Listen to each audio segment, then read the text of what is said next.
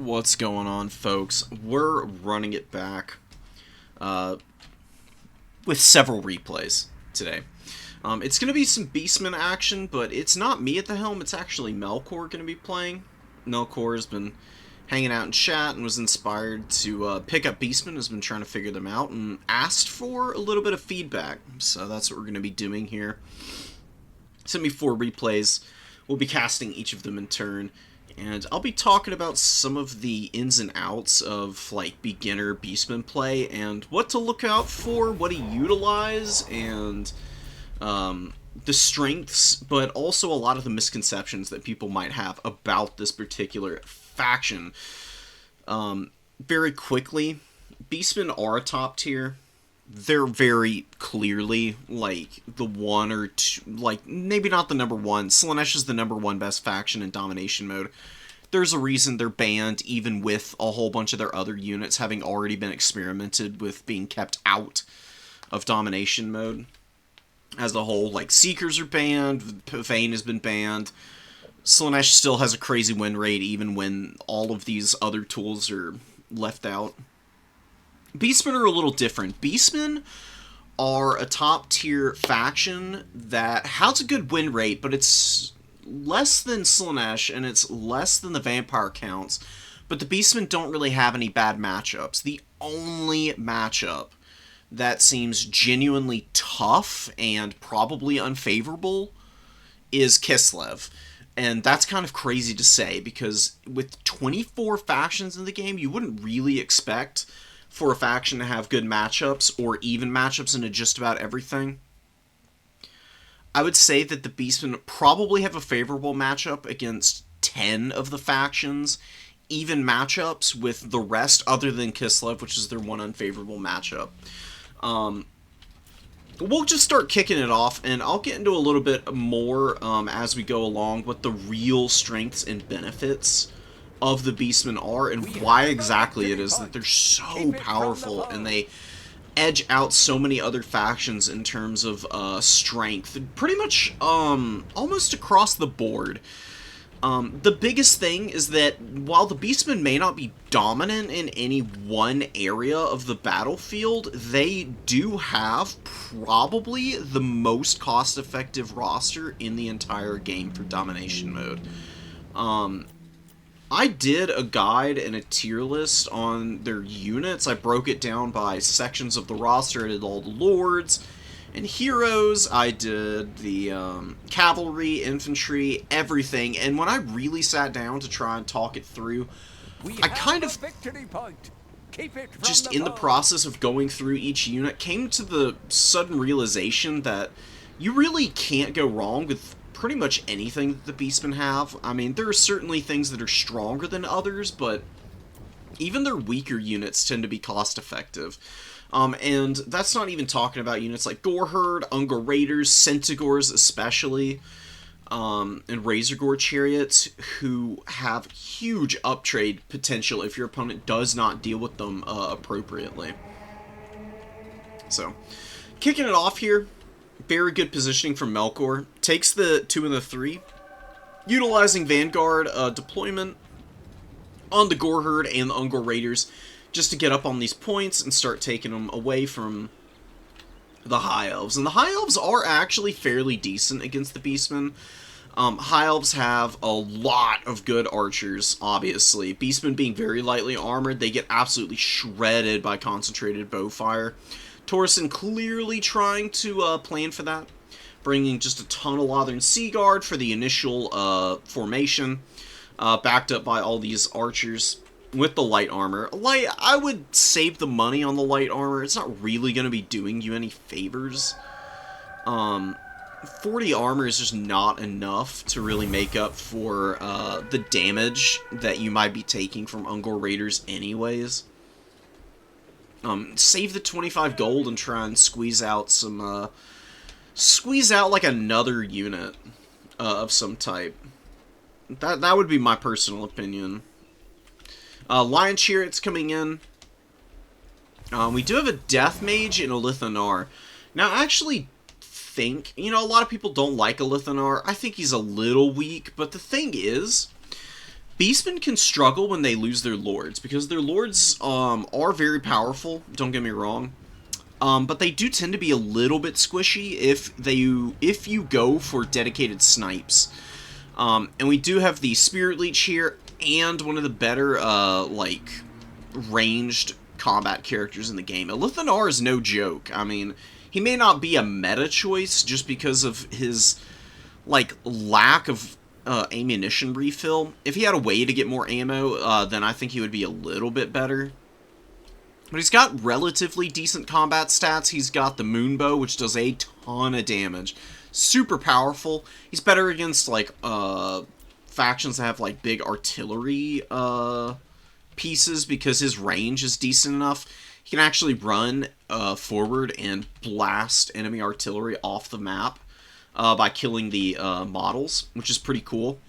Very niche application for him. Against the Beastmen, I just don't see him being all that strong, because Beastmen characters tend to be fairly mobile, so they can usually find places to hide away from him, even if he has 300 meters of range. But he can definitely get some sneaky shots in and take down something like a Doom Bull or the Chariot, Bray Shamans. Even Malagor up in the sky could be potentially at risk. And the Death Magic, obviously, Spirit Leech, very good at chipping down characters. Could pretty quickly wear down somebody like Malagor or the Chariot characters who don't have that much HP. Morgur, though, is a little too tough for them. 75% missile resistance, 25% spell resist. Makes him very tanky. He's just not going to get shot to death by these archers. He's not taking much damage from Elithanar's items. The Moonbow doing significantly less damage to him than it would anybody else. And Spirit Leech is still going to be pretty decent, even though the spell res is substantial here. It's just going to add up over the game, but Morgur is fairly beefy with 6,000 health for a foot character. Most foot characters, even the ones on the higher end of the HP spectrum, have about 5,000, a little bit less usually. 6,000 with the regeneration means that he heal caps pretty consistently. Effectively, he has around 9,000 HP, I would really say, if you want to take all of his healing into consideration. He doesn't provide a lot of utility, though, outside of the summons. He's a pretty bad character at actually getting his value back, but he is very survivable, which can help out tremendously. Good countercharge on the Lion Shares. These things get absolutely hammered here. Massive damage going down on them.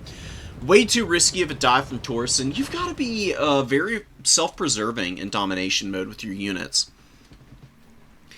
Sons of Goros and the Centaur Great Weapons are very strong units, but they can be shot to pieces pretty quickly because of their light armor. Sons of Goros have a much higher value of 70 than standard Centaurs, but it's still fairly light armor. It's not resisting all damage from the base values that the Lothern Sea Guards have, and then they do have 4 AP on top of it all anyways. They can kill the Sons of Goros pretty fast. But there's no other spell casting for the High Elves here. There's no there's no Melkoths from the Shadows Mage, and there's no Burning Head caster, so nothing to really get oodles of value on all these lightly armored units. Putting all of the eggs into the Lord Snipe basket, and that's going to be, like I said, a big ask with Morgur, because he just does not take damage from missiles.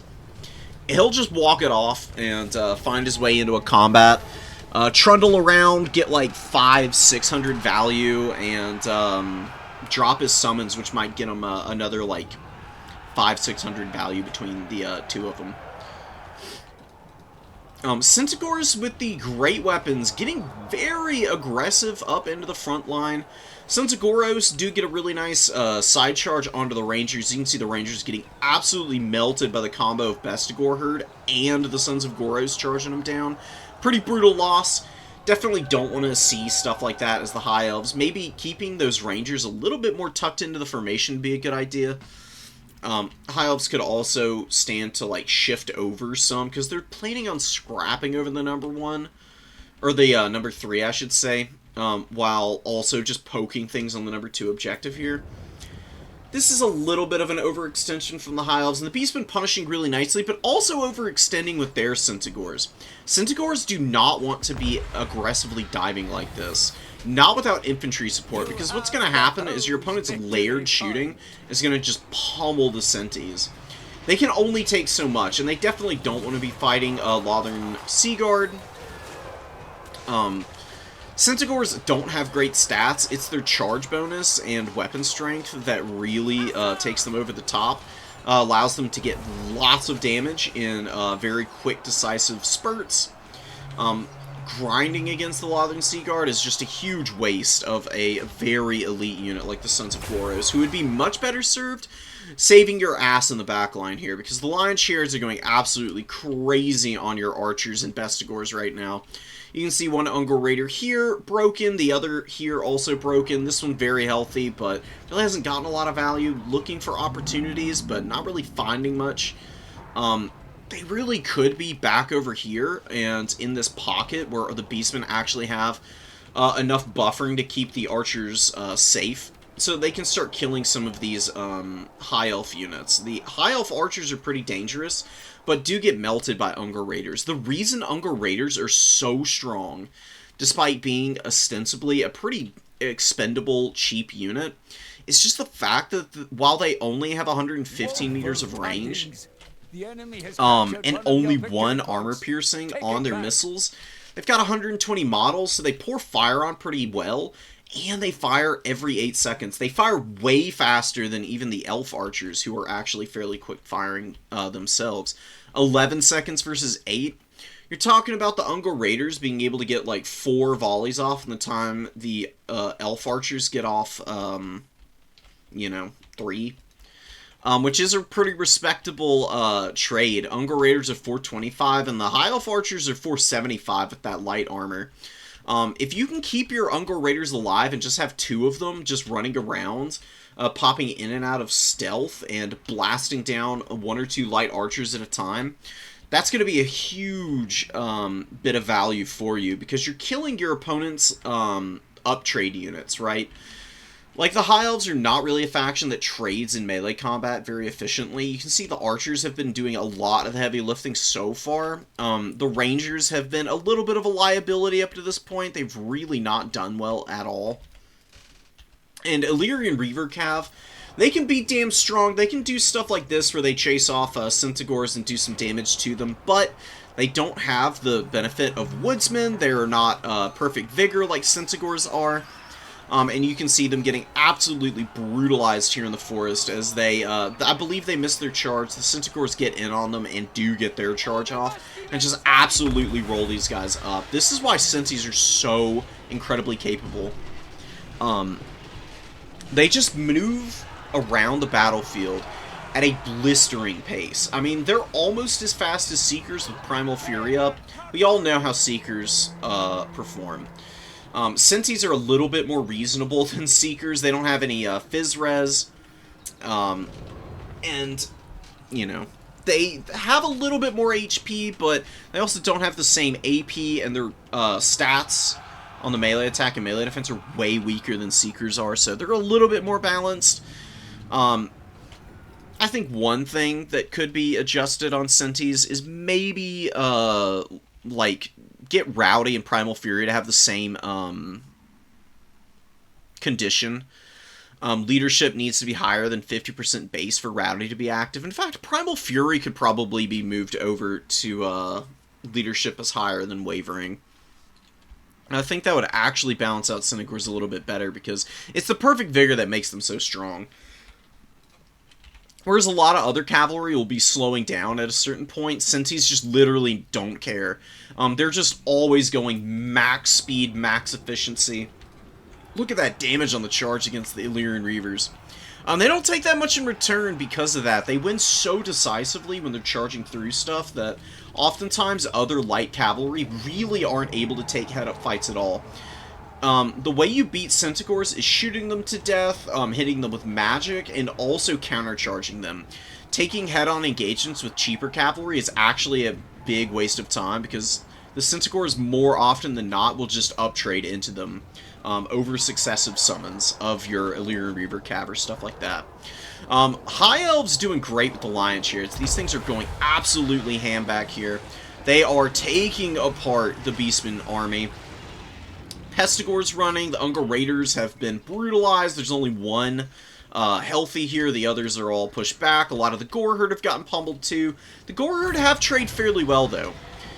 This is what I'm talking about with the cost efficiency, man. It's very hard to break down all of what the Beastmen bring. If you deal with some units, like the Butchers of Kalkengard over here have been beaten up pretty badly. Sons of Goros get pushed off before they uptrade too much. Then you've got stuff like Pestigors and Razorgore Chariots running around the field still. Same as Centaurs. And you just run into a critical mass oftentimes against the Beastmen where you just don't have the ability to continue to value trade into them. The Beastmen eventually just overwhelm you with the superior mobility and their like solid infantry. We've seen the Gore Herd do pretty well, and the Bestigors have also done pretty decently. They're 1050 gold, so they haven't truly paid for themselves anywhere yet. This one probably about to, with the Illyrian Reavers about to go down. You can see the High Elves just desperately trying to kill Morgur, but, I mean, he's just so healthy, he just doesn't care, man. He's been going all game. He's used both of his summons. The Chaos Spawn summons were okay. They killed a couple of archers. That was about it. They got about 600 between the two of them, which is about normal for them. So, he's got about 800 value. He costs 1600, so his performance is usually pretty mediocre, but again, Beastmen having so many cost-effective units means that you don't mind all that much. Just having a Lord that doesn't die so that your units don't lose their leadership and nerve is pretty massive, because it means you can always use the benefits of your speed and mobile options to kind of bulldoze over your opponent in the late game when you are more able to protect your Centaurs by just having some a few infantry options available to hammer an anvil off of, as well as use that perfect vigor and the speed to just stay away from your opponent. You know, keep away is very powerful in domination mode. Denying engagements to your opponent when they would have a good opportunity to trade into you is just as powerful as actually value trading into your opponent and kind of running over them yourself. It gives you plenty of time to play points and keep yourself like ready for any counter pushes from your opponent without having to just like potentially lose units because you made one or two small errors in their placement on the map. Centaur throwing axes, looking to maneuver around. They did a good job against the Lion Chariots. They got a little bit of damage. Those Chariots for the High Elves, 228 kills here. Pretty brutal stuff. They were absolutely devastating. Elithanar is out of ammo, only 1100 value on him. He's about the same price as Morgur, I believe, with what he's got here, the Mislead and Moonbow. He's a really good combatant, actually. He's got pretty good melee attack and melee defense. He could definitely get in with his weapon strength and maybe beat up on Morgur some. Morgur is fairly reasonably statted, but could be worn out there. I haven't focused on the Butchers of Kalkengard a whole lot, but they're a good unit. They soak up a lot of damage. They've got regeneration. They've got good stats.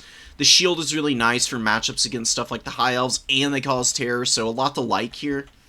The big problem with the Butchers is that they do cost 1600 gold, and people are going to be preparing for them oftentimes. They can get shot to pieces despite having regen and a silver shield, because once they're engaged in melee combat, these Minotaurs are still fairly big targets. Focus fire can wear them out pretty quickly, and that's kind of what the High Elves were doing earlier in the game. Melkor's very lucky that they rallied and actually have 7 models left, which means that they can continue to regenerate and get some more value, because they were sitting at about 600 last time we looked. But here, they get a great engage against the Illyrian Reaver Cav, and they are pummeling this unit, even without a lot of support. There's a few Centaurs back here, but a majority of the unit is actually engaged against the cavalry. you can see how solid that 56 base melee defense is for these Minos. They're actually better at clearing out chaff, in my opinion, than they are taking engagements against, like, heavily armored infantry, which is something I see a lot of Beastmen players try to use them for. The terror is what you really need these guys to be making use of. Anytime you get them into something like a ranger and you just bulldoze through these units, take a ton of HP off of them, get their leadership to a point where they start to wibble-wobble a little bit on it, and you can absolutely run over an army by steamrolling through an entire flank. The best way to use the butchers is to be a little patient with them. I honestly like them coming out of reserve as a late-game anchor. Whenever I do bring them, that's when I usually throw them out.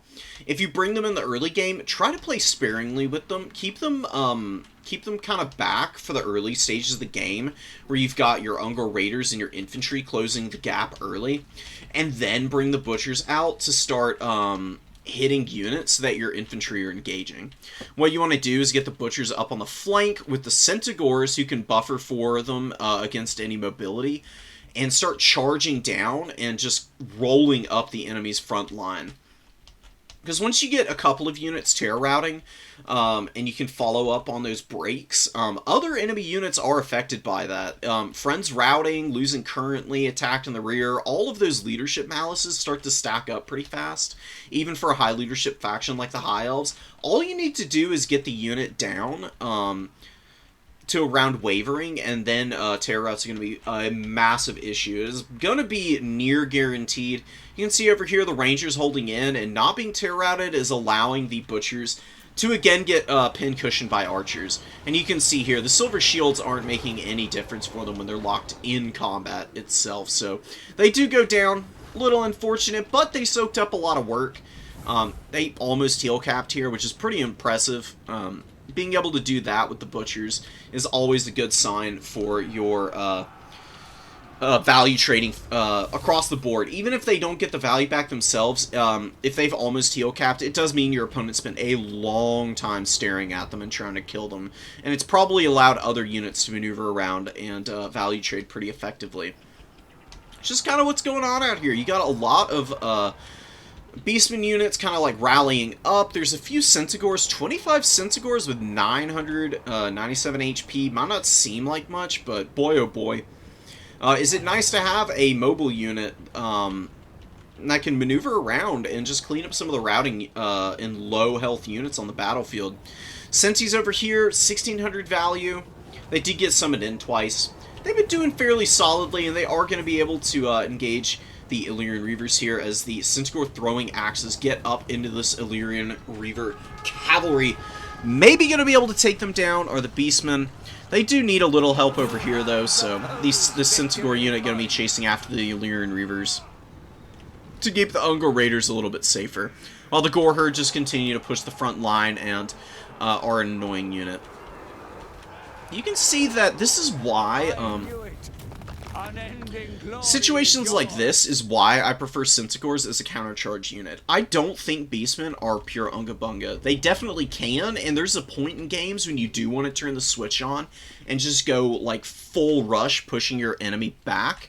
But you need to be a little careful about just going for it in the early game. Melkor did a pretty good job of holding himself back for the early portions. Engaged a little too early and was a little careless with the Sentis. But was able to gut out a win here with some really solid Razorgore Chariot micro. I'll be talking about that some more in some of the other games.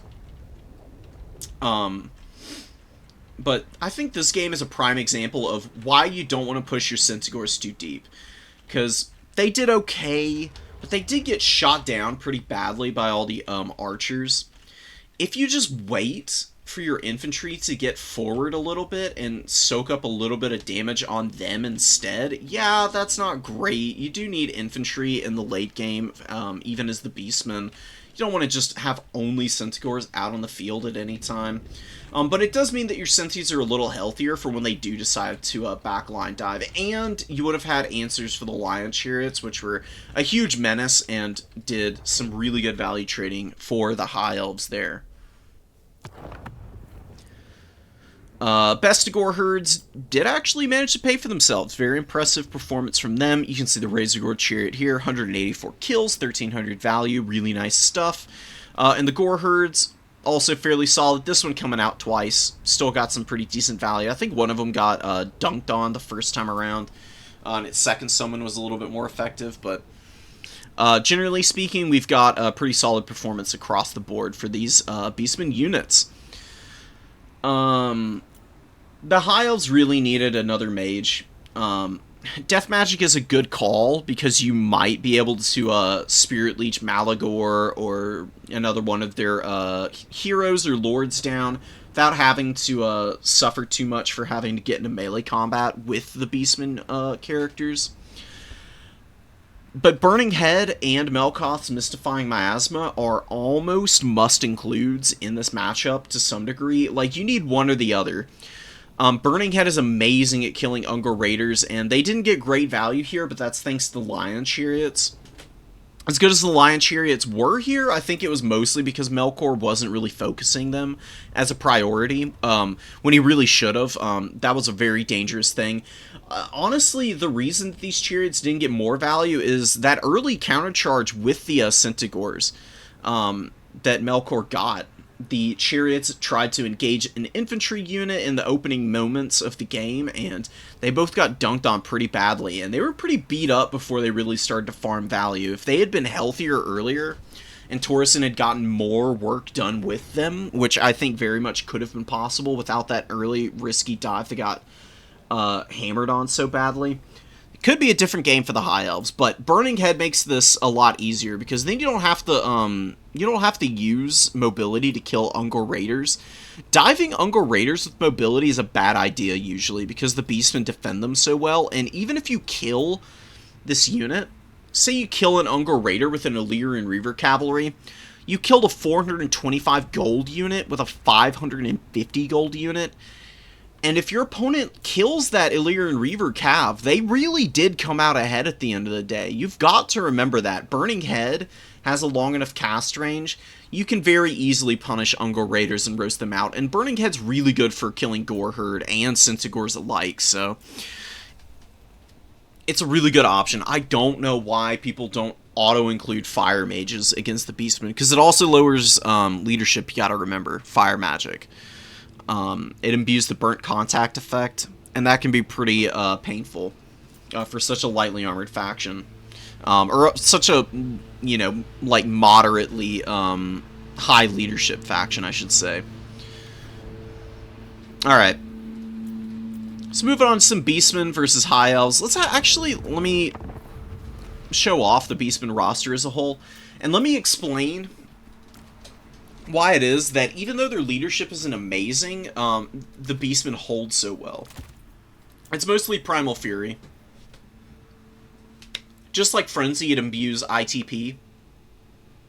And it means these guys are able to sit and fight for an extended period without having to run away from stuff that might be much scarier than they're used to facing down.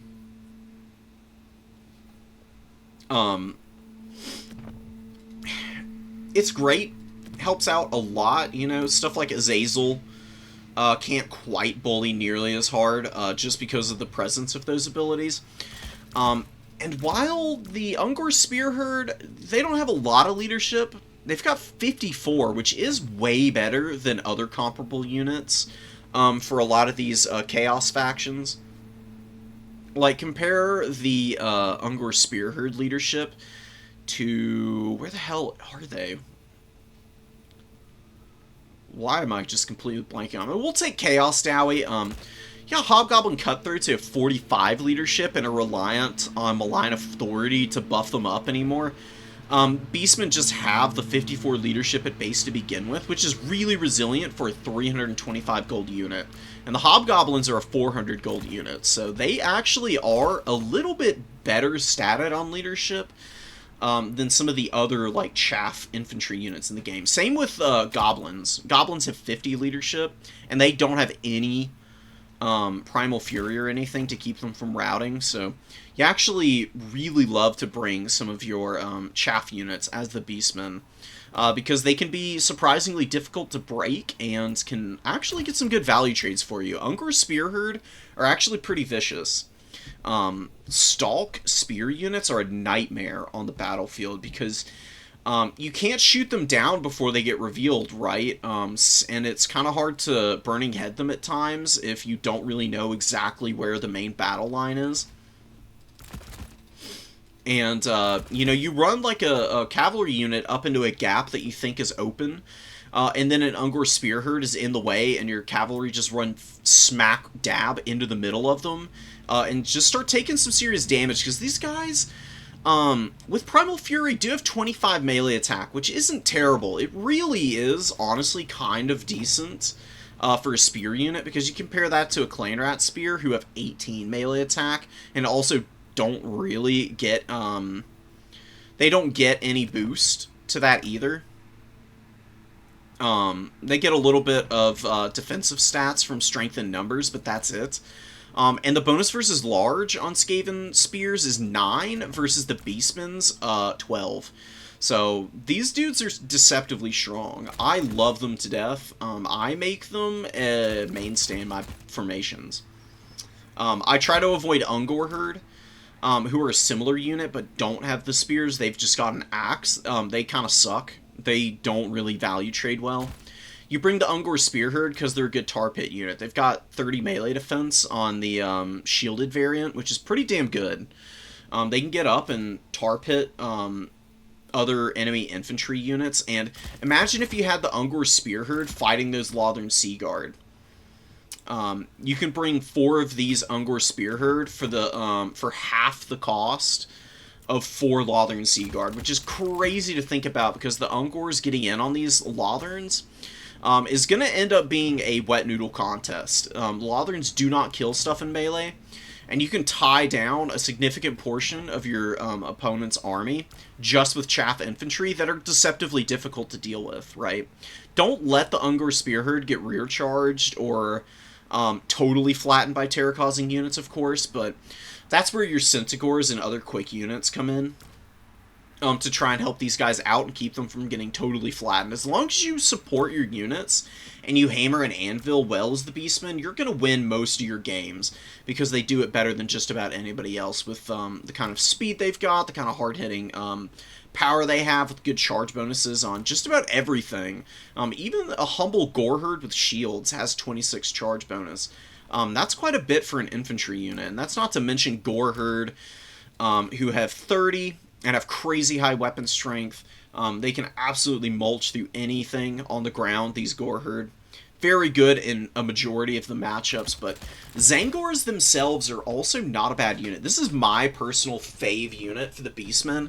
I think Zangors are honestly pretty indispensable for the Beastmen. I think the Zangors are actually kind of weak on the Tzeentch roster. Whereas here with the Beastmen, just having cheaper mobility than like Centigores of Tzeentch, who are 1,200.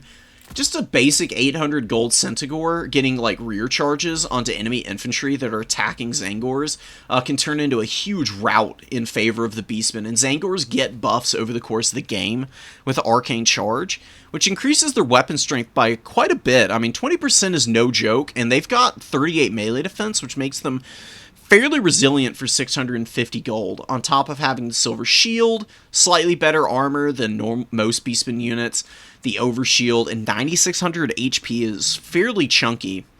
It's a lot to handle. High Elves don't have nearly as resilient of melee infantry. None of theirs even get close to the 9,600. Even their elites, like Sword Masters, are only around 8,400.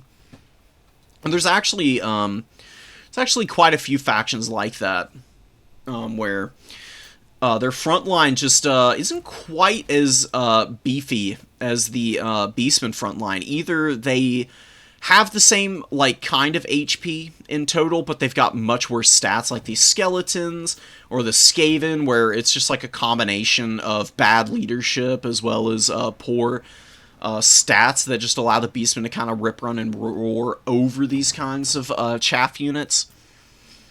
There's a lot going in the Beastmen's favor from a frontline perspective. They hold longer than you would think, and they actually bully a lot of the weaker factions. So if you're playing very duplicitously as the Beastmen, I think you're unlocking the full potential of the faction.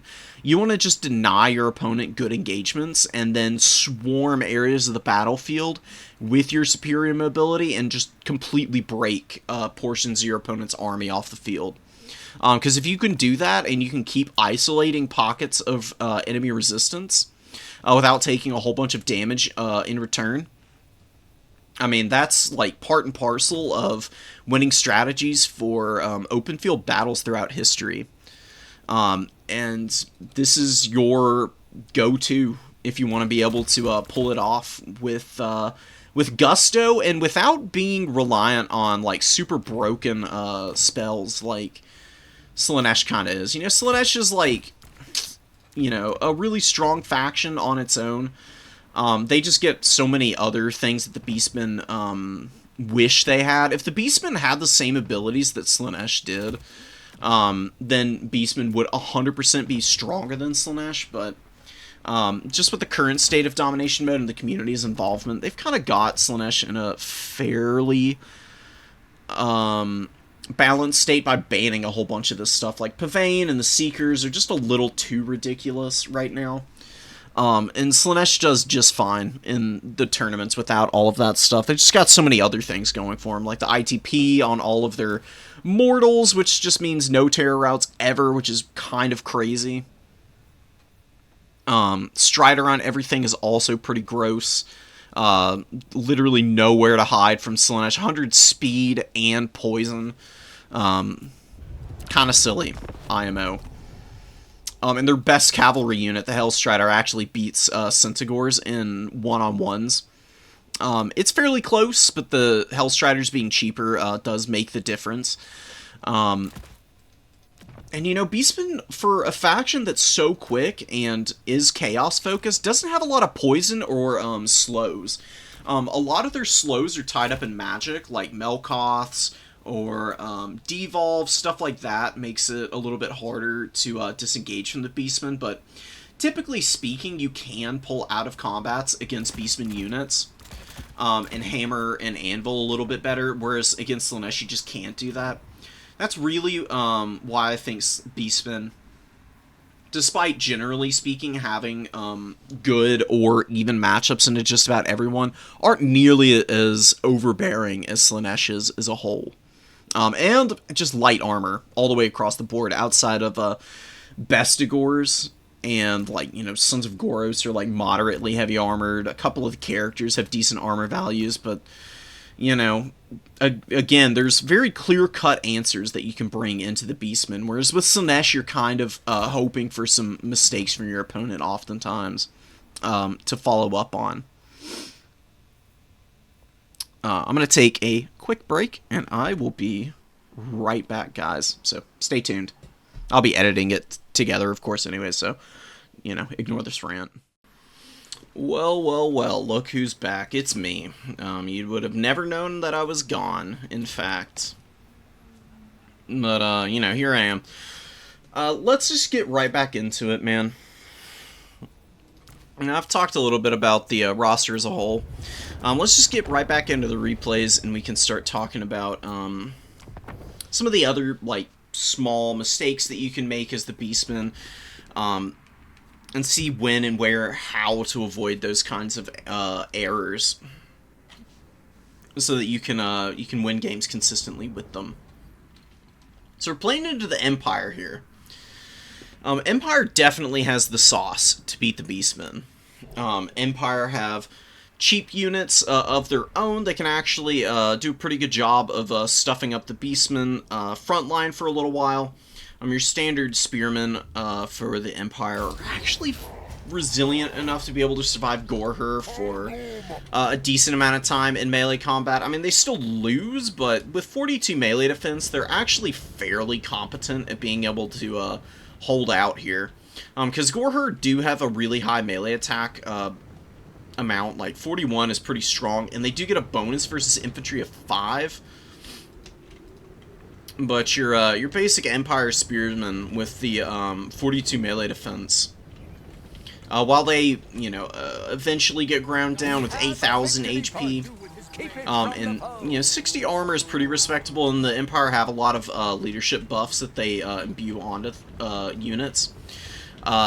Typically speaking, they'll be able to keep the Gore Herd occupied while you get your heavy cavalry as the Empire in a position to charge down the Beastmen units. And Beastmen can struggle with heavy armored cavalry if they're not ready for it. The thing about heavy cav is that they do just outright beat Centaurs on the charge, right? Centaurs being lightly armored means that Knights of the Blazing Sun in the head-up fight just get oodles of value by running down Centis. There's actually a unit that Melkor could be bringing that I don't believe has in this particular build that would be absolutely devastating against the Empire heavy cavalry, though, and we will be talking about them very soon here. Knights of the Blazing Sun getting a beautiful charge onto the Ungor Herd and just completely flattening these guys. This is why I don't really like them. Just to pause, or to slow-mo real quick. Ungor's Spear Herd up on this number 3 objective wouldn't have even had to move away from the Knights of the Blazing Sun, and it would have been all on the Outriders to try and poke them down. Another thing is that your Ungor Raiders are honestly a little out of position.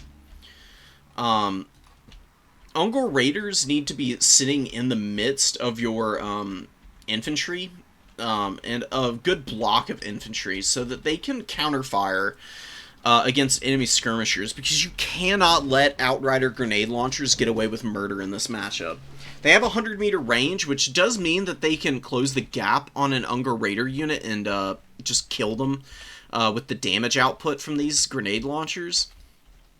You need your Ungor Raiders to be like fairly close together, so they can focus fire these Outriders down one at a time.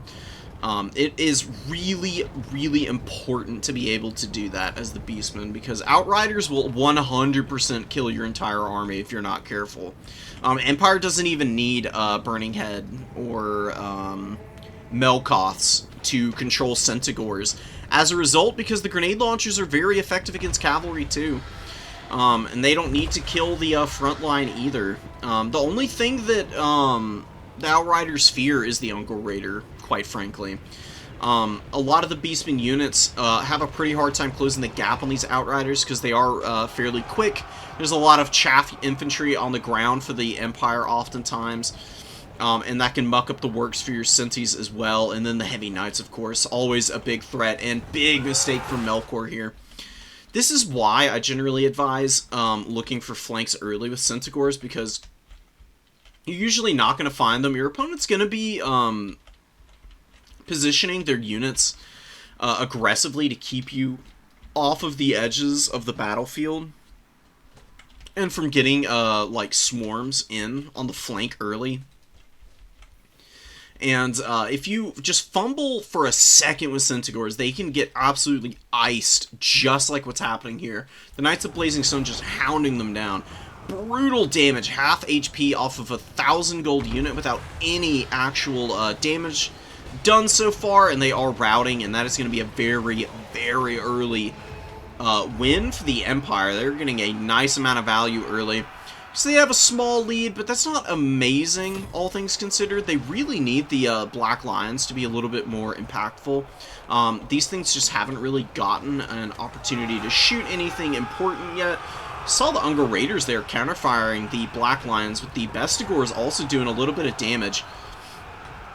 Another good use for the Ungor Raiders, just being able to counterfire big pieces like this if your opponent's not paying enough attention, man.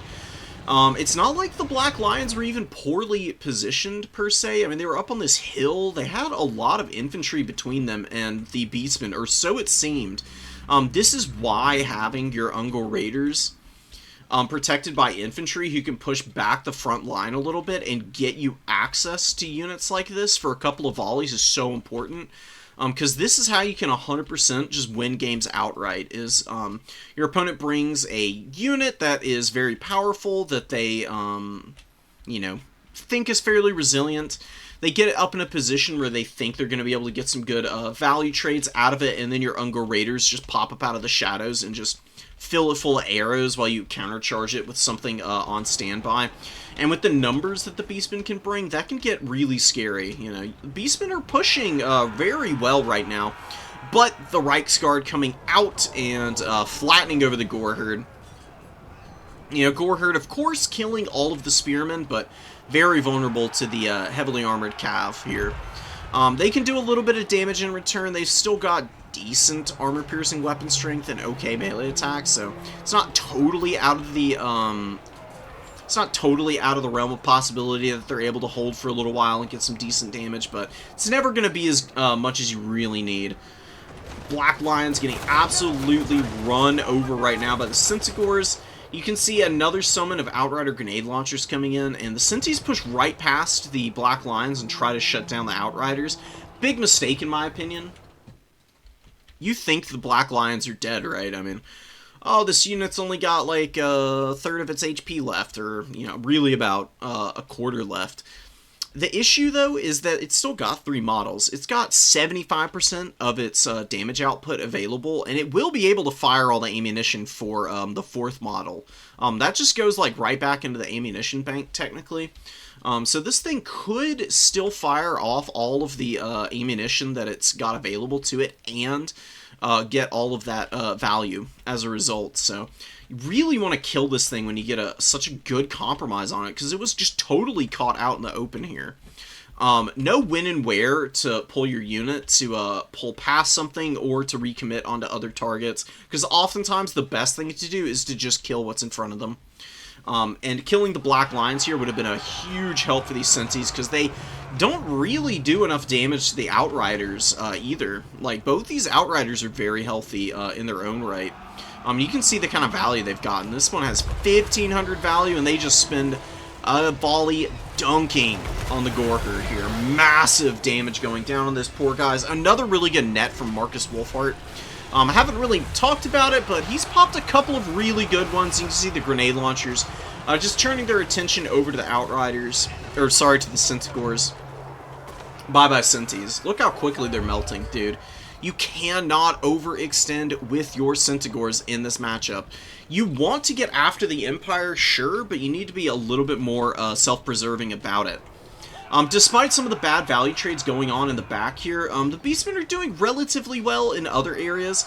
This is a little too bunched up for their Ungor Raiders. You definitely want good spacing on them because they're very flimsy. You don't want to allow your opponent to get a bunch of collateral damage on them. But they do kill one of the Outrider grenade launchers without them getting a whole bunch of damage in. So these guys, honestly, all things considered, have done pretty damn well. 1,200 value on this Ungor Raider. This is why they're so good, guys. Seriously. Performances like that, 1,200's a little bit high. You're not going to see that too terribly often, but it's not outside the realm of possibility. Usually, though, Ungor Raiders, a good performance from them is doubling their value. Getting about 850 or 900 or thereabouts, which is pretty incredible for such a cheap unit. You can never, ever, ever discount them. They are very much one of the most dangerous foes on the battlefield when you're fighting the Beastmen. And, of course, when you're playing as them, one of your best value trade tools. Bestigors are pretty beat up. This is definitely a matchup where I would highly, highly recommend against Bestigors. Empire just has too much shooting for them to be able to really value trade effectively. You can see one over there getting some decent work done, but the other is sitting here with about 350 value, which is pretty abysmal for a 1,050 gold elite infantry unit. Against the Empire, having armor is really nice, but I actually think resistance to shooting is better. So really what you want is some Zangors. Zangors getting netted isn't going to be that big of a deal. Your opponent will have to charge them down in melee to really break them down, because if your Empire opponent is shooting them with anything outside of like grenade launchers and artillery, then the Zangors just shrug it off. They don't really care all that much. Torsen is doing a very good job with the heavy cav as well. The heavy cavalry are just flooding around the field, terrorizing a lot of these Beastmen units. This is a really, really good bit of buffering there for the Empire. Unfortunately, the Centaurs do just bulldoze through the Spearman unit. They've got, you know, a ton of charge speed, so they're actually fairly good at bulldozing through stuff like this. I would like to see that changed a little bit. Kind of silly that they just went right through that Spearman unit just because they had their charge animation going. But Malagor is going down here. He's been very effective this game. He's been dropping Flock of Doom repeatedly. So really all you need to do with him. He's very cheap. He's 1,200 gold with what's available here. I would advise against bringing Arcane Conduit and Unholy Power. It's just a little bit, like, too much WOM recharge, in my opinion. Especially for a character casting such a cheap spell. Just bring Unholy Power. It's actually cheaper than Arcane Conduit and is just a better recharge rate. Arcane Conduit costs 150 gold, so you can cut it and just have Unholy Power and Flock of Doom and Chuckle. Another thing, though, that might be worth it, that I often find worth bringing for Beastmen, for Malagor especially, is the Bestial Surge passive that he has. It lowers Vigor and raises Charge bonus, both of which are indispensable for Beastmen units.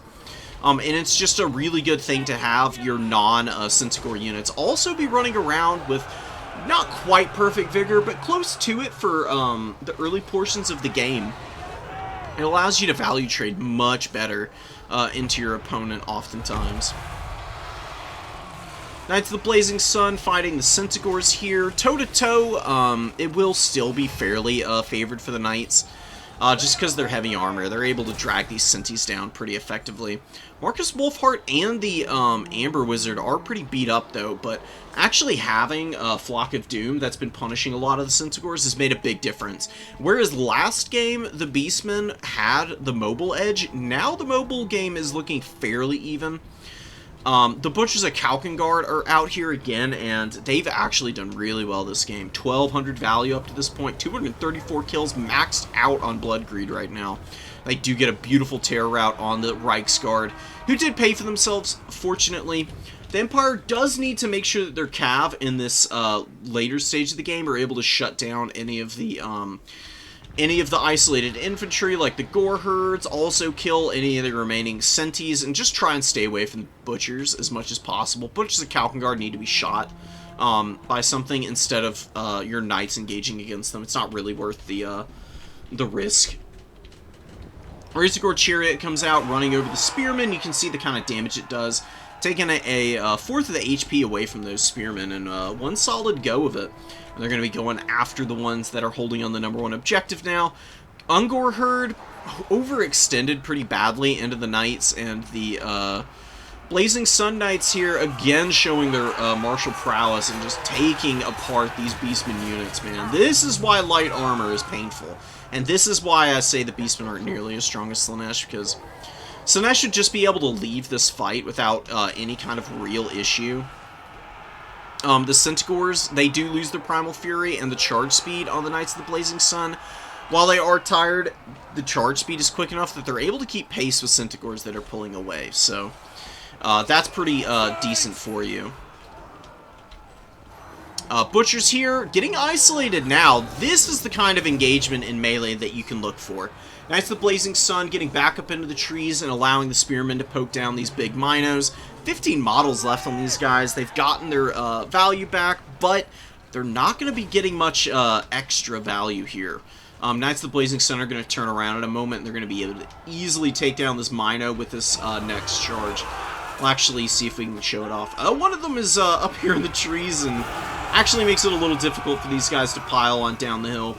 But they are able to kill that one Mino in the trees. Now they're down in here and successively chipping down the HP on the Butchers.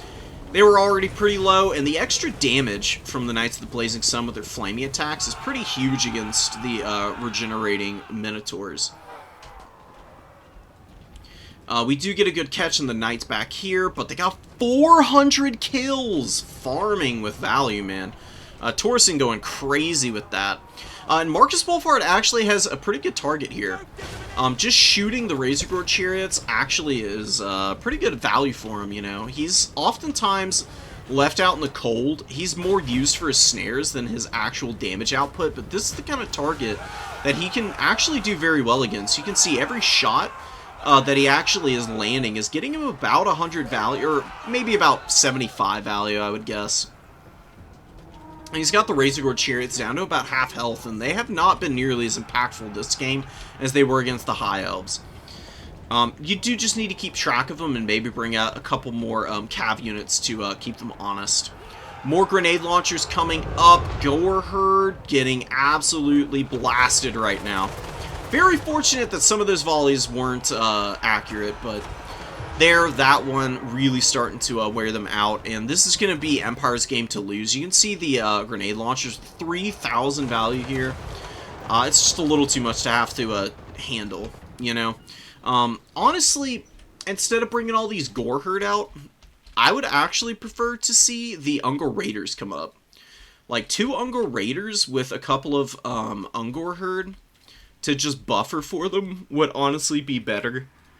Because then you would have an answer for the Outrider grenade launchers. Because right now you don't. You've got the Razor Gore Chariots like charging into them, and the Razor Gore Chariots actually are killing a few models, but they're still taking fire from Marcus, who's picking off multiple entities in this unit now. He's taken one out. Probably going to take out another in mere moments here. Looks like he's going to be firing at the Sentis. Just killed one of the models there. Would be nice to see a little bit more impact, but it's fine. Knights of the Blazing Sun from the river here, doing a great job of countercharging these Centigore great weapons, and this is huge. This is a really sneaky move for one big reason. The Centigores have a charge attack that's being focused on the Outrider grenade launchers. When they get intercepted like this by the Knights of the Blazing Sun, the Centigores are not getting their charge attacks off.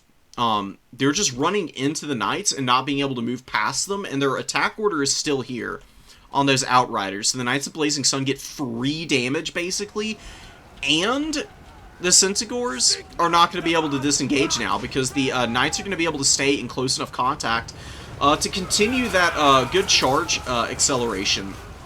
I'm going to see them just chipping down models on those Sentis. Now, the Beastmen didn't play the game poorly by any means, but the early losses in the Centigore Great Weapons was really painful. And another thing is that while Centigore Great Weapons can be really good against Knights, they are very bad at taking head-up charges against the Knights, because they lose really horrifically. Just because of how lightly armored they are and the charge bonus that Empire Heavy Cav have. As soon as we're done with this game, I'm going to show you the unit that I am thinking of when I'm considering answers for Heavy Cavalry as the Beastmen. Because there is one very cost-effective unit that, honestly, is pound for pound probably just way better than Centigore Great Weapon at pretty much the exact same role, and they are almost half the cost, which is pretty invaluable.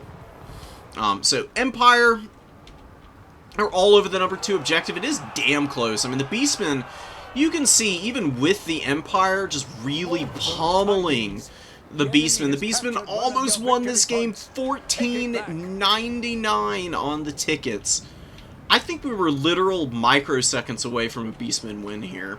But now Malagor is broken. The Centigores, they're having a little bit of trouble finding anywhere to go to try and flip a cap. And the Empire just have such a stranglehold on the home point now that the game is in the later stages. And the Beastmen have gassed themselves so much, it's going to be impossible for them to take any of these points, I would say. And that is going to be a tap out. Beautifully played by the Empire. And Beastmen played it really well. Don't get me wrong. There were some mistakes that definitely lost the Beastmen this game, but it wasn't anything too egregious, because they were getting plenty of good value trades elsewhere on the field when We had fumbles in the early game with those Centaur great weapons. Some of the other Centaurs also weren't used super optimally.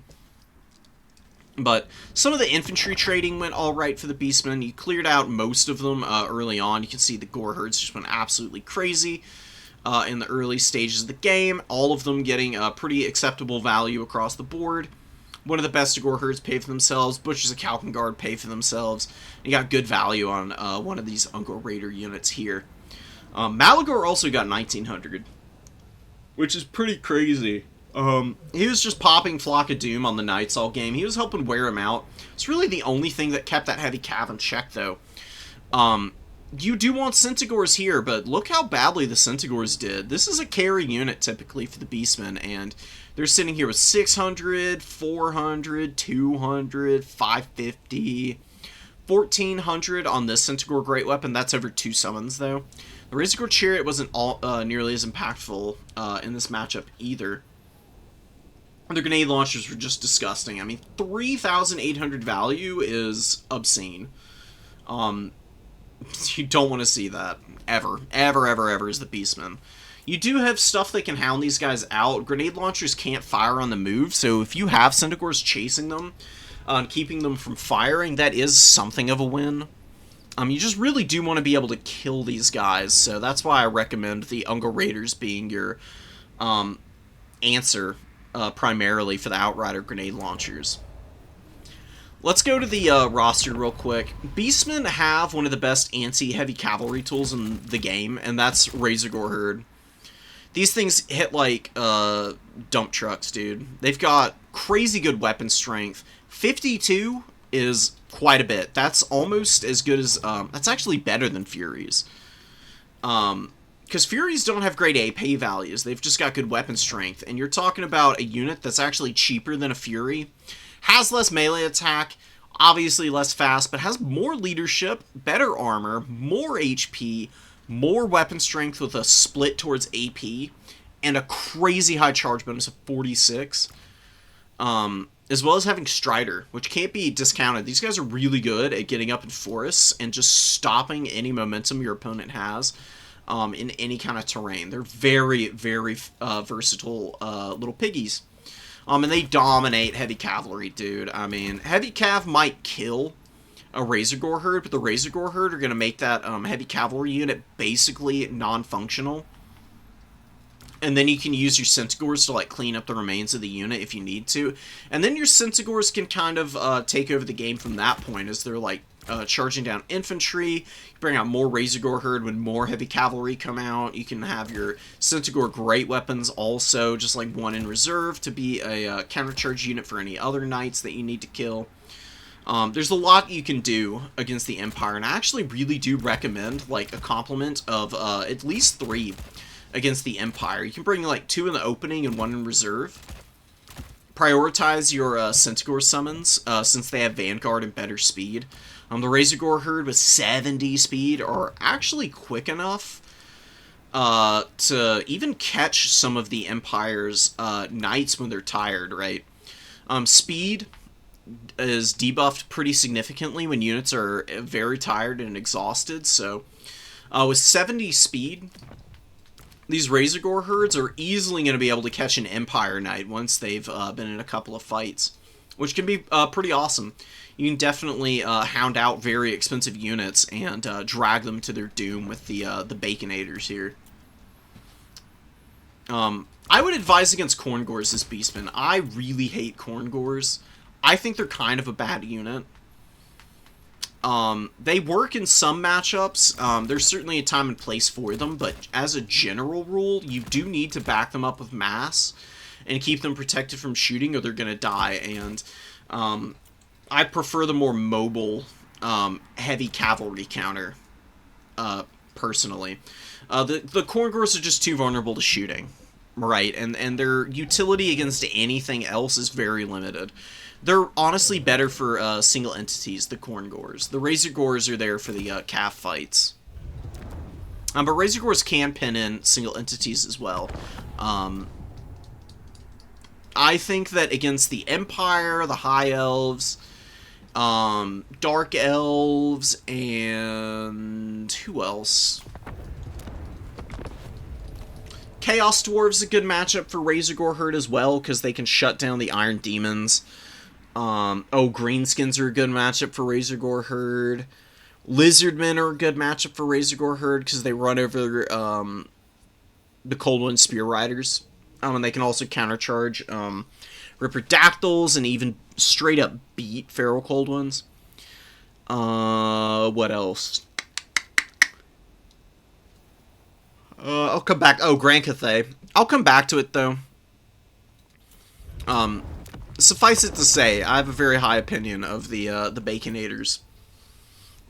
They do really, really nice work for the Beastmen.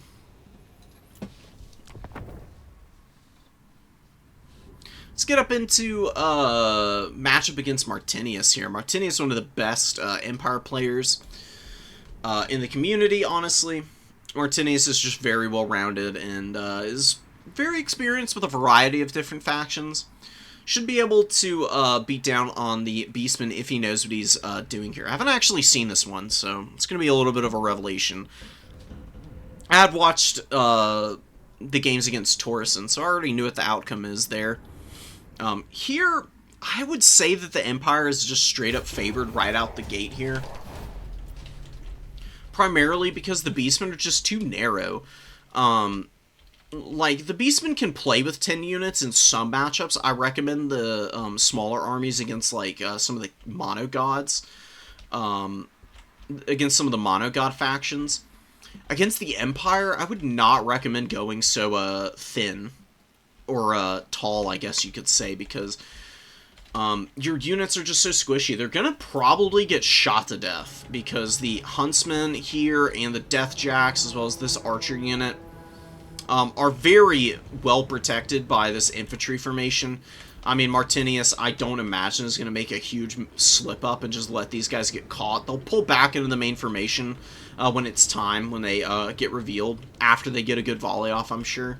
And there are some Empire Knights on the field already. They will be able to pile in and also be a little bit of mass to stop any chariots early. Make sure that the missile troops for the Empire are able to get some good damage done. Malagor dodges a million Outrider shots. I'm sure you saw that. These guys are very, very ranked up right now. I don't really know why people are so insistent on bringing Outriders. Even with the chevrons, you have to... You honestly need to get a little lucky with them. They just are so inaccurate. I don't know what it is about their shooting that just means they whiff so many shots. Like, granted, Malagor is a small target, but plenty of gun units are accurate enough to actually hit this guy. You can see here, I mean, they fire a whole volley off and he just completely misses him. No damage taken. Pops a Flock of Doom on them on the way out. Not really worth it. I would save the Flock of Doom. Flock of Doom is not good on single target cavalry. Where you really want to be using it is on, like, the back line here. You can fly up with Malagor, dodge some of the arrows, and just drop your Flocks of Doom on the Archer Corps as they're bunched up there. And it'll be really effective damage because they'll start to take quite a bit of work on the 90 models and 6,000 HP. Goreherd waiting here, Minotaurs chillin', Gorbel also chillin'. It's just too many Bestigor herds, man. I mean, heavy armor is nice, but they're gonna get ruined by Searing Dooms from Gelt. I'm surprised to see no Plague of Rust. Although I guess it doesn't really... You don't really need it. I mean, like I said, this is a pretty lightly armored faction in the Beastmen. Plague of Rust you'd want for something like the Chaos factions, like the Warriors of Chaos and Khorne and stuff like that, where you can actually reliably cast Plague of Rust. Here, it's just for like Bestigors and the Razorgore chariots, which the Empire already has like decent answers for. Royal Altar Griffites waiting in the wings. They will annihilate a Razorgore chariot if the Beastmen are unwary with their pressure. You can see here, Empire being slow and patient. That's how you beat the Beastmen. Slow and patient is almost always going to end up being better for you, because Like I said, believe it or not, the Beastmen are not a mindless, aggressive faction. They do actually need to respect their opponents and play fairly safe at times. And against the Empire, especially, you do need to compromise your opponent's backline, but you have to do it patiently, or you end up in a position where you've overstretched yourself in your numbers, and then your opponent just perseveres through all of the frontline damage. They keep a missile core alive, preferably, and then they can just build back their numbers of infantry and counter-push you and just stuff you back at that point. Because the Beastmen are a lot like Khorne, where if you go way too hard with them, you will 100% peter out before you can get any really good, effective value trades. Bestigor herds do take a nasty volley from the Outriders. Outriders are getting a little bit of value, but it's the grenade launchers again who are doing a nice chunk of damage to this Ungor herd. Not really the best target for the grenades. Grenades really should be shooting these Gore herd instead. A little bit of a small mistake from Martinius, but it's going pretty well for the Empire. Frontline is engaging now. Look at the Razorgore chariots. I mean, I believe that, yeah, these spearmen got their bracing broken by the edge of this Gore herd unit, and then the chariots just run right through them, just brutalizing them currently. Nice Searing Doom on the Bestigor herds. One little gap opening up for the Beastmen to potentially take advantage of and get up into this back line. Minotaurs running through. Bestigor is also getting into the back line. Empire does definitely need to help out with saving a lot of the missile troops here. You got the Huntsman being shut down. Oh, sorry, these are just standard archers. This Huntsman is getting hit by Flock of Doom.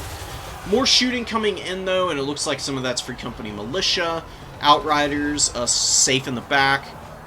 And the Minotaurs are getting absolutely hammered right now. I mean, Minotaurs are a good unit, but I actually think that they're not all that great for the Beastmen.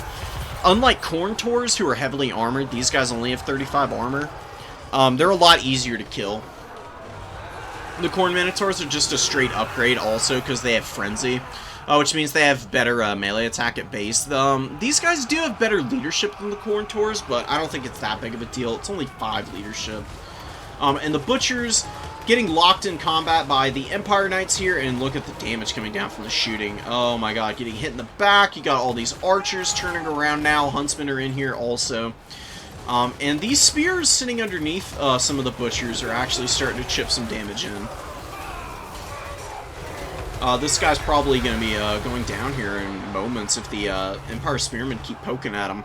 Martinius has a nice value lead. It's a little messy looking, and you're wondering, like, okay, I mean, Beastmen look really crazy. I mean, they've got the Empire, like, pushed all the way back here. They've actually routed a lot of the front line. How is this a winning position? Well, see, the big thing is that there's Reiksguard available, as well as the Altar of Griffites, who are now taking down the Razorgore chariot. And they're healthy enough that they're going to be able to deal with the few Centaurs on the field. And the infantry for the Beastmen, while they are doing pretty decently for themselves, are not just overwhelming any of the Empire positions, and they're slowly getting picked apart by the mobile options. The Outrider grenade launchers never went down. They're finally safe again. You can see them getting some good grenade shots in on a lot of the targets here. Gorbull is a little out of position. This guy does not want to be fighting Spearmen. He should be chasing Balthazar Gelt down, because Gelt is on foot, and Gelt's a pretty weak combatant. A Gorbull would be able to annihilate Gelt in a one-on-one fight. And killing your opponent's Lord as the Beastman can be huge, because you've already got pretty easy time getting rear charges with all your Senties. If you can kill your opponent's Lord as the Beastman, and then you can just use your mobility to get lots of leadership breaks by rear charging everything. It's one way to get back into a game that you're kind of down in value on. Butcher's Rally, they don't have a lot of models left. I mean, I guess 8's fine. But they're really beat up. They should just hold back. This is not something you should do. Like, the situation is seemingly pretty desperate for the Beastmen, but that's because they've pressed so far in. They just really didn't need to do this. They could have also played the back objective here a little bit. You know, there's nothing stopping them from bringing infantry out of Vanguard right up into the woods and getting up on this back point and flipping it away slowly but surely. The Empire would have a really hard time punishing that effectively, because they've gone for so many archers.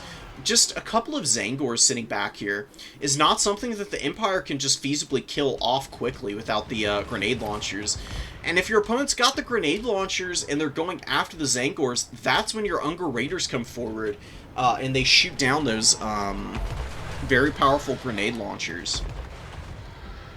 And then the Empire's got to get aggressive themselves to try and control you, and you can maybe force your opponent to panic a little bit, and you can then be the one who's countercharging all their stuff. Because right now, the Synagors are just getting countercharged and then searing doomed into oblivion. I mean, it has been absolutely filthy this entire game. Martinius has been doing a great job of punishing. This is how you use magic against the Beastmen, dude. 1,400 on Balthasar, he's dirt cheap too, on foot here. I mean, he's got to be, what, like 800 gold with what he's got here, which is nothing in the grand scheme of things. Empire playing for the value trade game, and you still see the Beastmen pressing back. Maybe this game isn't over for the Beastmen. That would be insane if they came back from such a value deficit.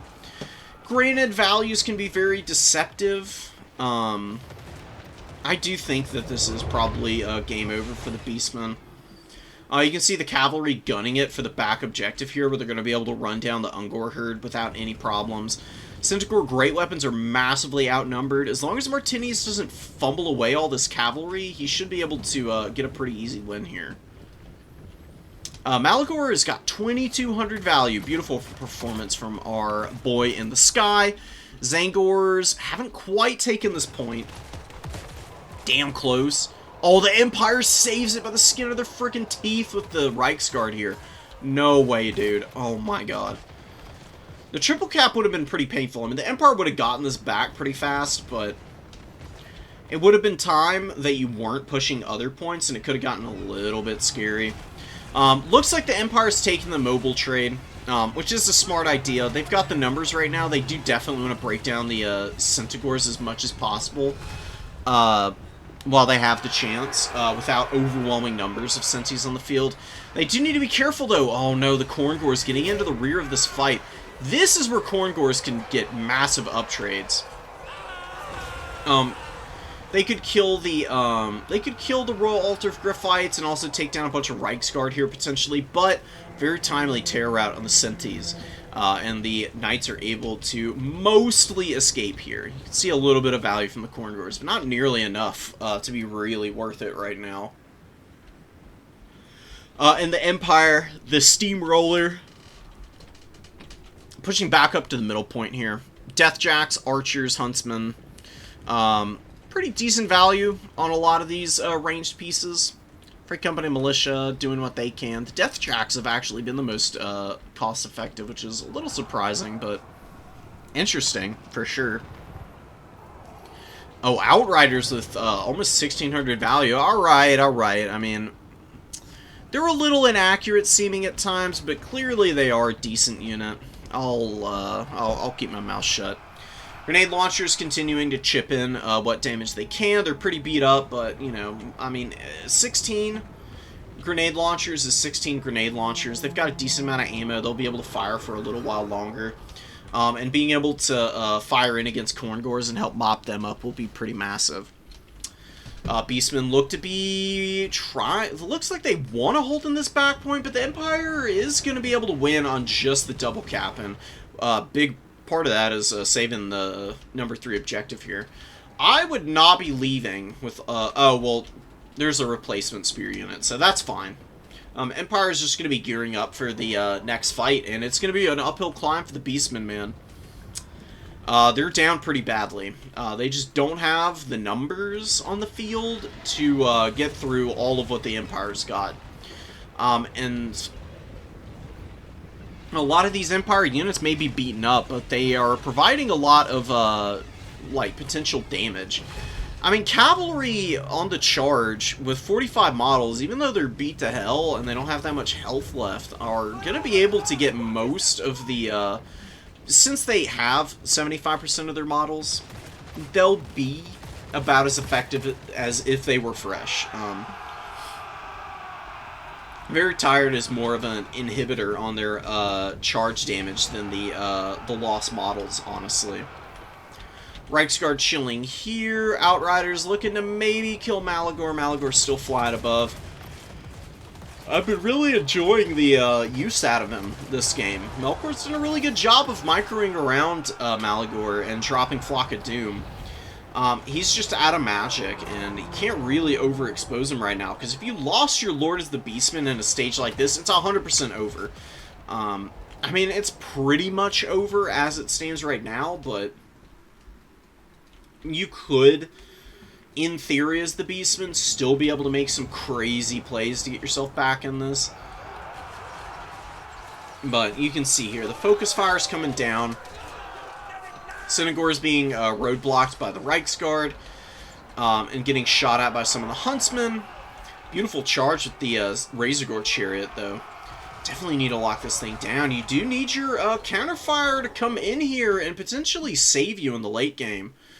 Empire with a big value lead that's starting to look a little bit false. They are summoning a ton of infantry out into the woods here to get up on this back point. Oh, and a beautiful final transmutation.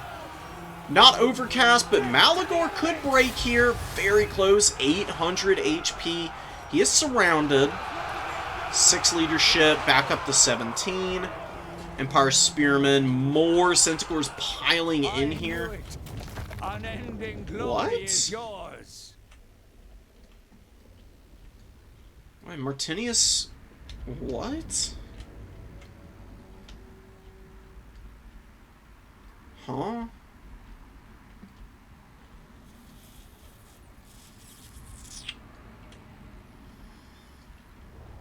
I don't entirely agree with that call.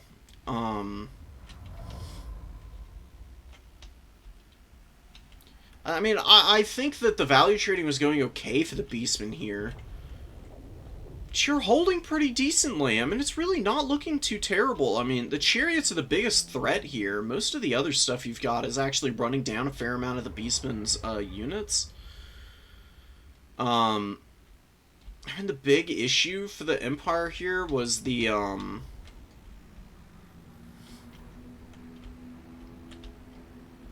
time, but I was pretty sure that they had the opportunity to win on the double cap.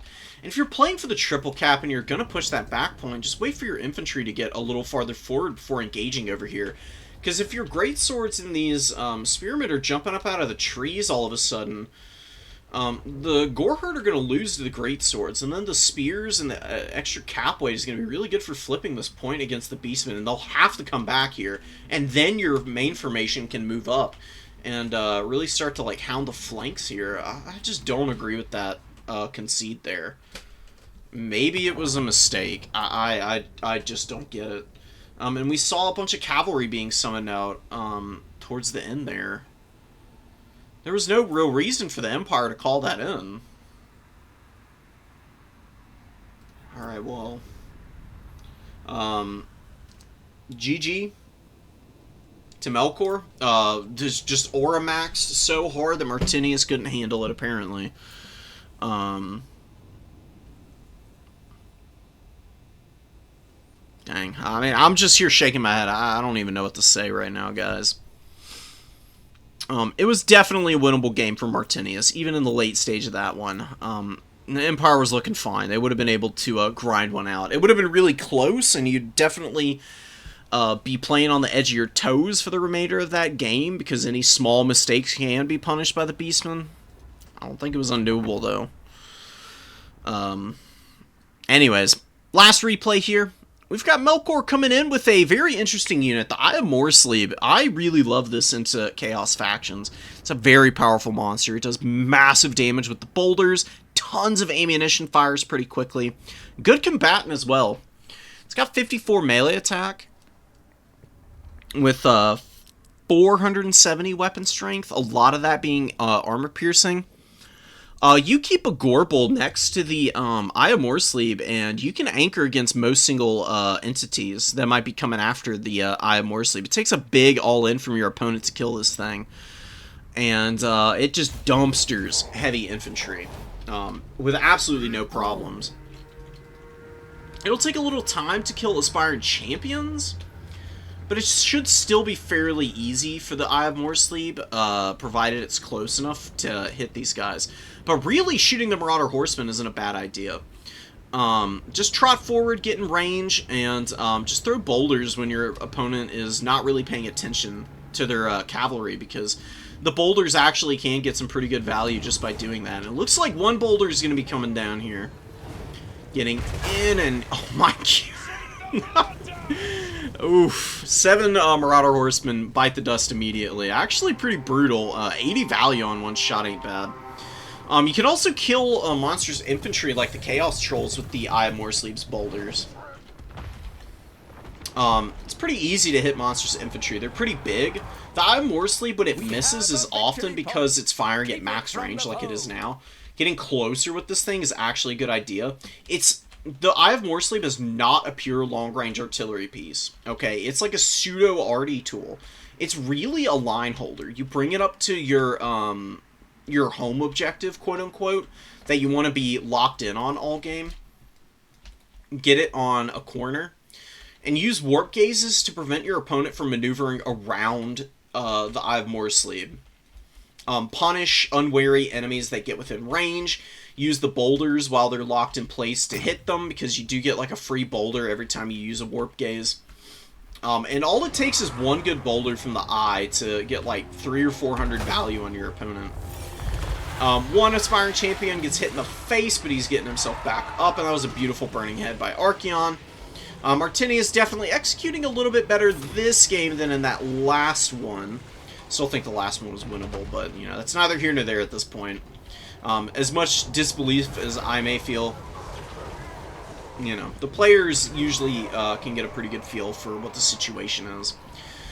Trolls fighting against the Gore Herd, but Ungor Raider Fire actually wearing the Trolls out pretty badly. In addition, the Gorbul's in here with Malagor. Lots of stuff going right for the Beastmen in this fight. The infantry are supported by characters and some heroes, which means that they're a lot less likely to break. You can see Icons of Vilification and Slaughterer's Call helping out tremendously here for the leadership on these Gore Herd. But another beautiful burning head. Oh my god. This is why you bring this particular spell. Dude, I mean, that was about as vicious as it gets, and you get a terror route and leadership breaks on top of it all. Beastman lines in total disarray right now. Beautiful boulder from the Eye of Morsleep, though. Up to about 600 value. You can see how efficient it is at getting value with the shots. And then late game anchor piece with terror. Really good for holding on to points. Killing more Aspiring Champions here. It's going to take a little while to accomplish that. I actually still think the Trolls would be a better target. The Aspiring Champions are slow. You can maneuver around them. The Trolls are a lot quicker. And killing them is going to be a little bit more impactful for you as the Beastmen. Another thing, you're just taking a straight-up fight against the Warriors of Chaos. That can work, but your Centaurs do lose to Hellstriders pretty badly. You can see some being absolutely annihilated out there on the flank. More Centaurs over here being killed by these Hellstriders. Just absolutely rough, dude.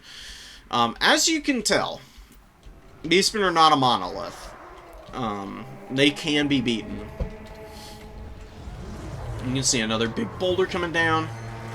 That was a huge whiff. Where the hell was that going? Very unfortunate. Forsaken are another good target for this big old boy. I just really wish that it had been up here, because those warp gazes would have been really nice. Hellstriders got a clean engage on a Centaur out here on either flank, and if you've got the Eye of Morsleep up here, you have warp gaze to stop one of those picks. And if you can kill the Hellstriders for the Warriors of Chaos early, and it takes a while for them to go back into the pool. By the time they come back out, you can have developed out enough mobility to be able to take them down in succession, because Hellstriders win the one-on-one, as I said, but they lose a 2v1 horrifically, absolutely get folded up if they are locked in on something else and then a Centaur gets a rear charge on them. That's what you really need to prioritize here, is the Beastmen. Another thing is that you've got the long range arty piece. Why would you want to rush up into combat early when you're trying to value trade with a single entity? You want to try and force your opponent to play around the Eye of Morsleep while it farms up value with the boulders, and then in the late game you want it to be able to anchor an objective and just be a bulwark that your units can fall back to, that your opponent can't be next to. I'm just going to get another nice boulder onto the flank here. Not that you really need to. These Forsaken are basically cooked anyways. The Destroyers of Drakwaller over here, they're going to be able to chase down this Forsaken potentially. Looked like Archaon was going to cast a Burning Head, but decides not to. Double Gorbel. Actually, that's not another Gorbel. That's just Malagor. He's still very healthy. The Gorbel is kind of beating up on Archaon right now. He gets out of combat. Look at that boulder, dude. This is why I was saying the Chaos Trolls are the right target.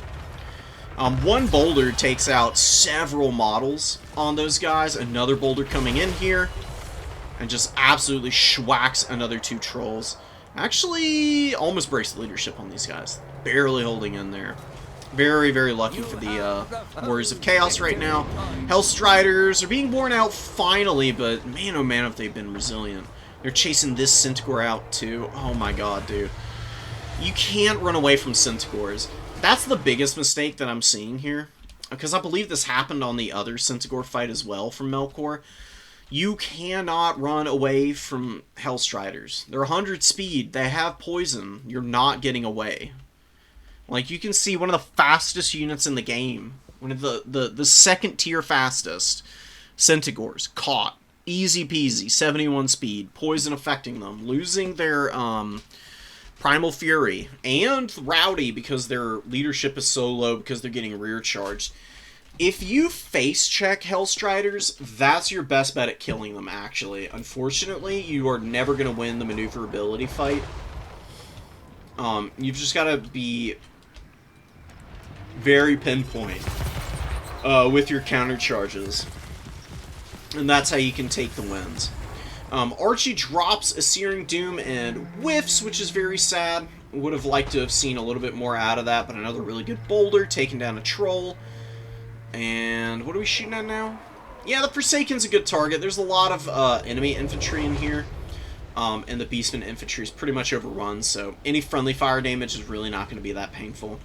The Forsaken very well could lose 7 or 8 models here.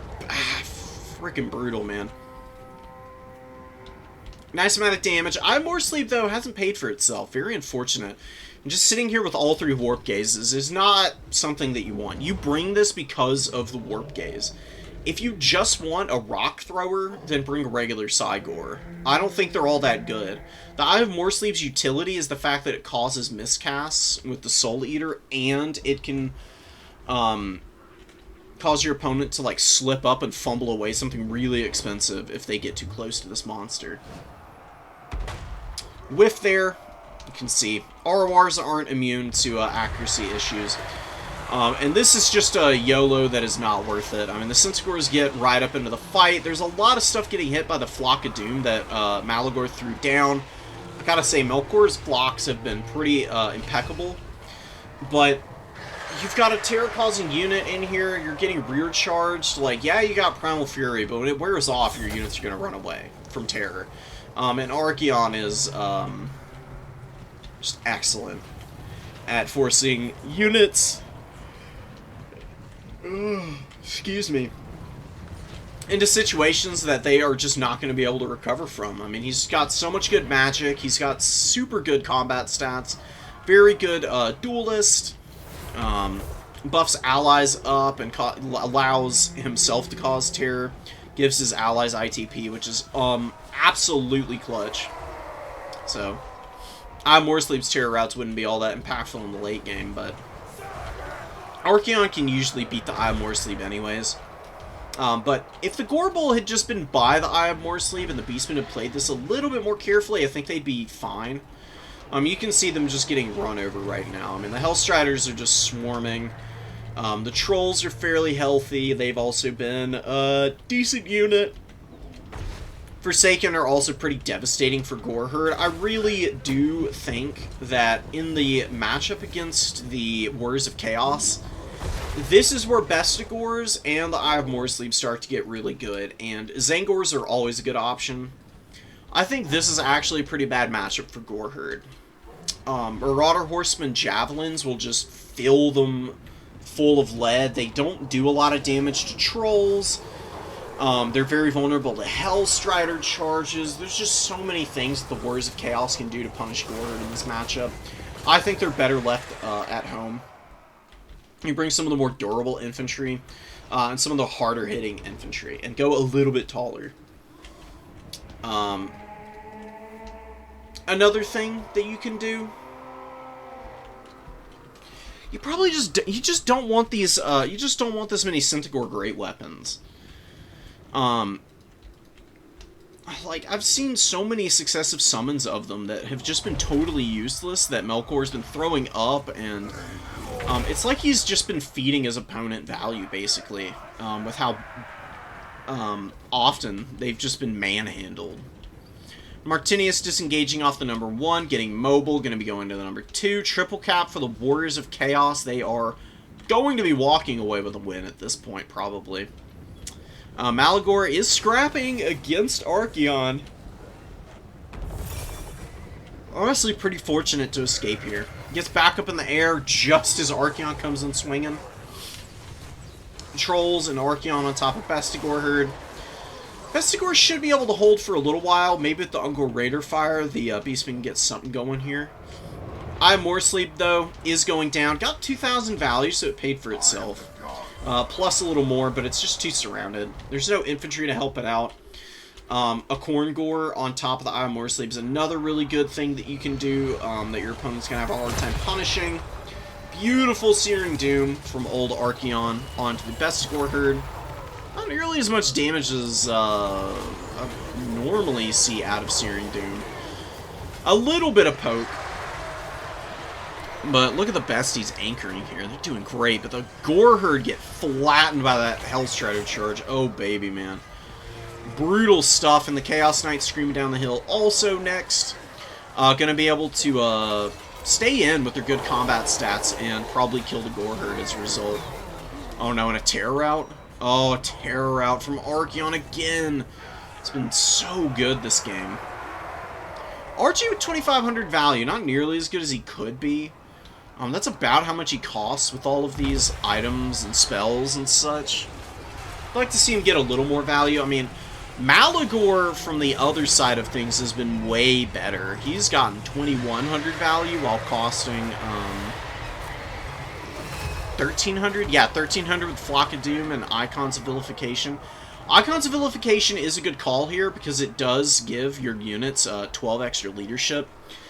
A lot of people would say it's not a very good item, but I would disagree intensely because that 12 leadership plus Slaughterer's Call is a buff of 20, which obviates a lot of the flimsy leadership that you can run into if your opponent's using spells like Burning Head and imbuing other contact effects,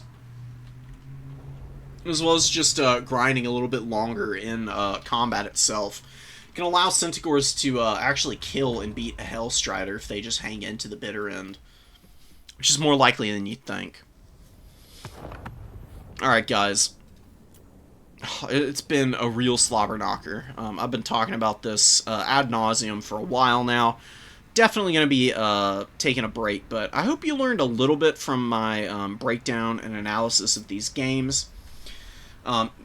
You can see the proof in the pudding that the Beastmen are a really strong faction, but you can also see how to deal with them by that same token. So this isn't just teaching people how to play Beastmen. It's also showing and, you know, communicating a little bit of the benefits of how to fight into the Beastmen. And for Beastmen players, what they need to be a little bit careful of and be mindful of when they're building their armies. This is too many Centaur Great Weapons. You do not need 3. Arguably, in this matchup, you don't even need 1. If you want 1, then you bring the Sons of Goros, because they have heavy armor. They won't just get folded up by a Hellstrider immediately. So get rid of these 2 guys, and you don't need 3 Corn Gores. Just bring 1. What else do you want here? Give me a sec. Let me actually make a little army here. See what we can work with. We didn't bring any other spells. That's fine. Not my cup of tea, but it's fine. Yeah, 1,300.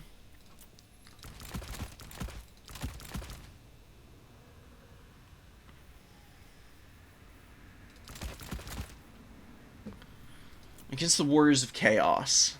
I think a Minotaur Great Weapon is actually good against the Warriors of Chaos, just in case you can catch Archeon. They can immediately murder him. And they can also help the Gorbel out in some of those fights. They're 1250 gold, same as the Sons of Goros. Just get them, and leave out the Centaur Great Weapons. Fill out with max of your regular Centaurs. You just have to do this because I guarantee you every time that you go into Warriors of Chaos, you will see a ton of Hellstriders from your opponent, and you need something to counterpunch them, or you're gonna lose. Zangor frontline, I think, is a little bit better. I mean, they just hold up under Burning Head so much better than your other options. I don't see why you wouldn't bring them. The Bestigor Herd are not terrible.